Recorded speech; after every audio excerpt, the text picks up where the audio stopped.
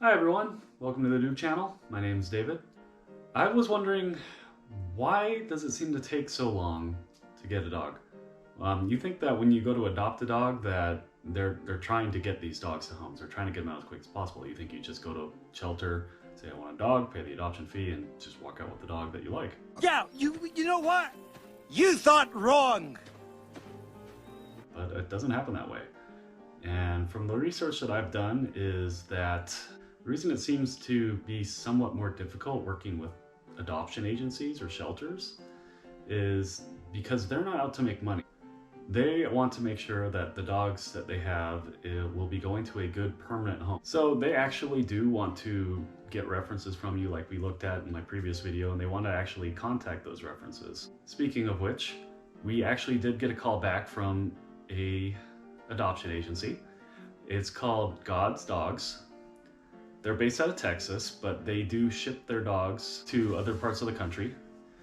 What I really appreciate about them is that they actually, when I applied for one of their dogs, they immediately gave me a follow-up email asking just to make sure that I'm really interested. And then they actually assigned me an adoption counselor, someone who's going to help me look for dogs, and that would be a good fit for me. Now, it did still take some time for the adoption counselor to get in touch with me. It took about a week and a half. And that is the other thing about why it seems to take so long, is that these are all volunteers. So they probably have short staffs, they are not always available. Please be patient with them, is what I'm trying to say. We had talked with our landlords about how we wanted to adopt a dog several months ago. We talked to them like back in December or maybe even November, and it sounded like everything was cool. They're like, yeah, sure, go for it.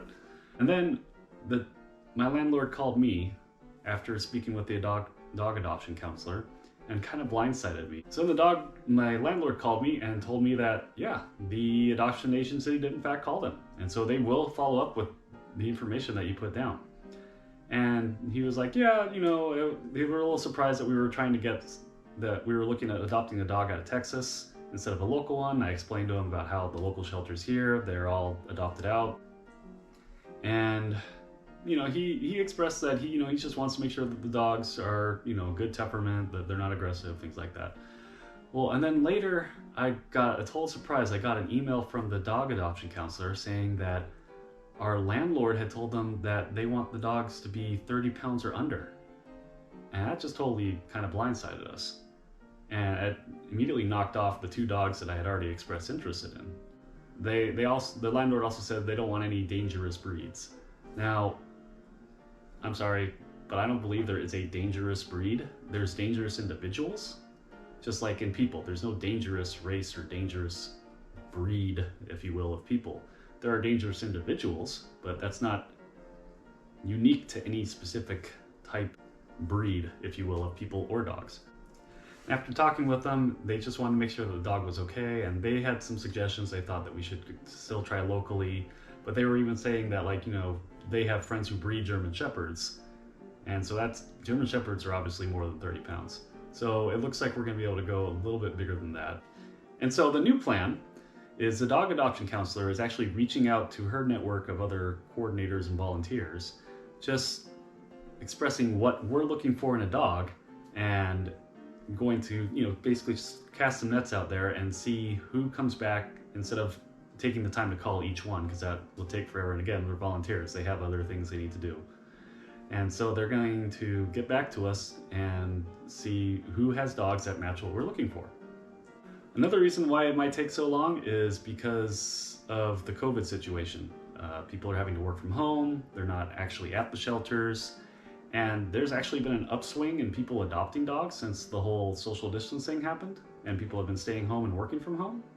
So like I mentioned in one of our previous videos, our local shelter has actually been completely adopted out, which is great because it means the dogs are getting homes. But that's another reason why it can also take longer than we were expecting, because there aren't as many dogs nearby. We're still interested in trying to find a dog, so hopefully we're actually going to start getting into that process started soon. I will definitely keep you posted. Please like this video and share it. so we can get those numbers up, so that hopefully this channel will become more well known, and in the future when we actually start fostering dogs, it'll help those dogs find new homes. And please hit that subscribe button and that bell icon, and I'll see you in the next video. Thank you and have a good rest of your day.